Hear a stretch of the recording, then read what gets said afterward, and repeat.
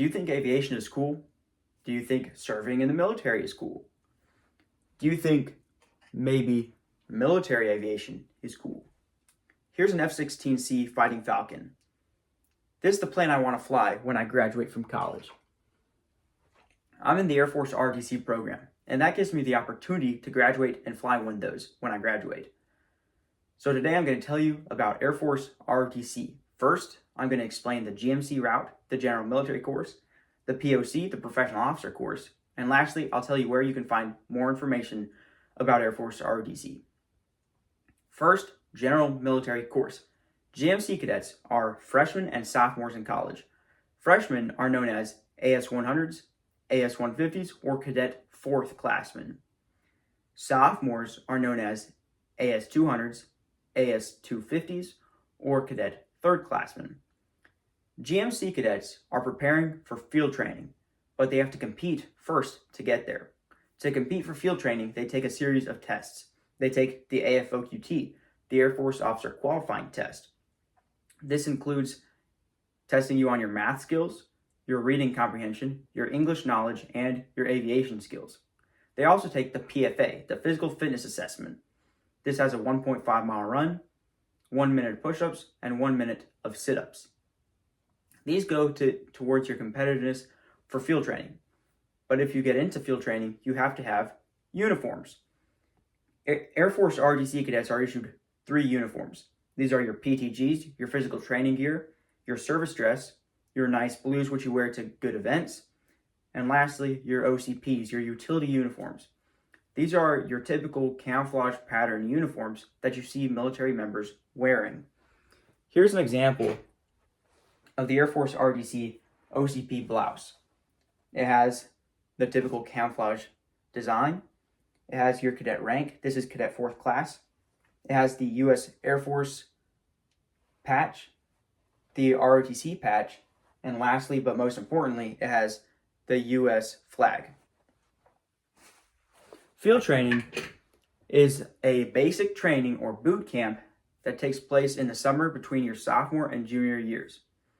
Once you graduate from field training, you become what is called a POC, Professional Officer Course Cadet.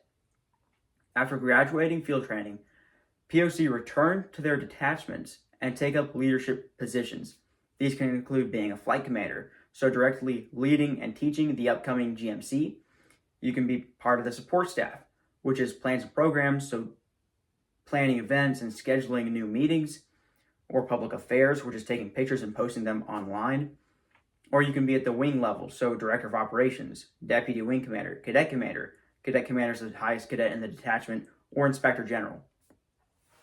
However, as POC, you're not done competing. GMC compete to get into field training, POC compete for their job.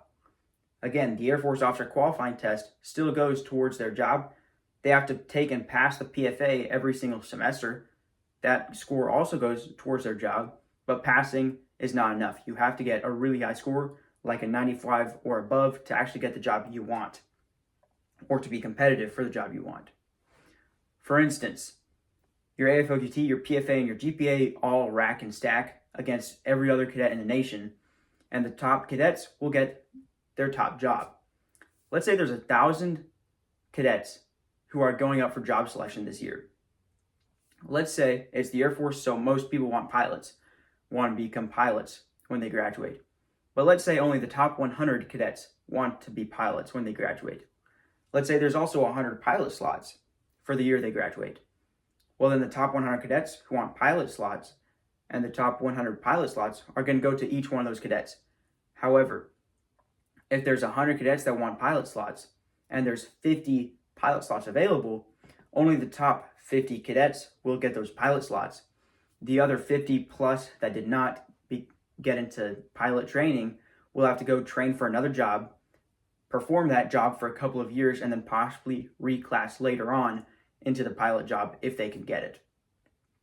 So I've told you about GMC and POC, but now I'm going to tell you where you can find more information. If you just want general Air Force ROTC information, just get a gist of the program, you can go to af.mil, which tells you about the Air Force ROTC program just very vaguely. If you want to learn a bit more specifics into the GMC and the POC, you can go to AFROTC.com. Or if you're like me and you want to look into field training, the document that I used the most for that was Form T-203.